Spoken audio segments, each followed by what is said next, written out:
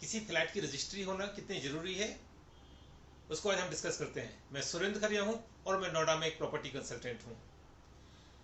Flat अगर हम ले रहे होते हैं और हम नया फ्लैट ले रहे होते हैं तो वो दो कंडीशन में होता है।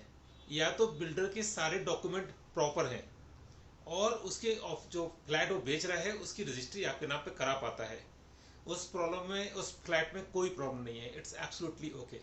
लेकिन दूसरे तरह से जो फ्लैट होते हैं जिनमें बिल्डर के तरफ से कुछ लैकुना रह जाता है और वो फ्लैट की रजिस्ट्री कराने की पोजीशन में नहीं होता है, ऑल्दो वो आपको पोजीशन देने की स्थिति में होता है, फ्लैट तैयार है मोटा मोटा और वो आपको पोजीशन दे रहा होता है, लेकिन वो रजिस्ट्री नहीं करा पाता।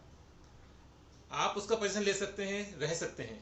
अब इस कंडीशन में आपकी लायबिलिटी क्या होती है, आपको दिक्कतें कहाँ आ सकती हैं। इस तरह के फ्लैट यूजुअली मार्केट के प्राइस से थोड़े से सस्ते होते हैं क्योंकि वो रजिस्ट्री पॉसिबल नहीं है।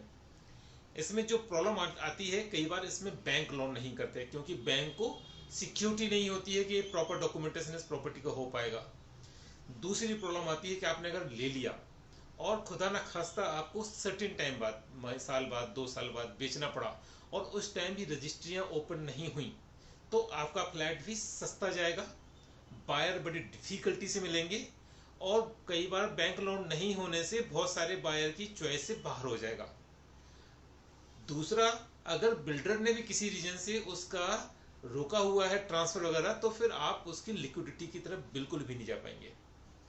एक ऑप्शन अभी आया था कि सब यहाँ पे ना डीएम साहब ने बोला कि हम आपका इसमें एग्रीमेंट टू लीज कर देते हैं। दैट इज द डॉक्यूमेंट जो कि आपको पोजीशन लेने के लिए रिक्वायर्ड है। आप पोजीशन ले रहे हैं तो एग्रीमेंट टू लीज कराना जरूरी हो जाता है, लेकिन साथ में अगर आप बेचना चाह रहे हैं तो वो एग्रीमेंट टू लीज आपकी राह में सबसे बड़ा रोड़ा बन जाएगा। आपका एग्रीमेंट टू लीज हो रखा है लेकिन वो अथॉरिटी से प्रॉपर्ली डन नहीं है तो अथॉरिटी से ट्रांसफर नहीं हो सकता, दोबारा से अथॉरिटी से रजिस्ट्री नहीं हो सकती। अथॉरिटी के पास आपका नाम चला गया है कि ये प्रॉपर्टी के मालिक आप हो, अब विदाउट अथॉरिटी की परमिशन के आप इसको बेच ही नहीं सकते। अथॉरिटी बेचने को अलाउ नहीं करती और आप इसको बेचना चाहते हो, ये बहुत बड़ा दिक्कत है जो कि आप इस तरह की प्रॉपर्टी में इन्वॉल्व करते हैं अपने आप को जिसकी रजिस्ट्री पॉसिबल नहीं है किसी भी रीजन से, चाहे वो अथॉरिटी की गलती हो चाहे वो बिल्डर की गलती हो।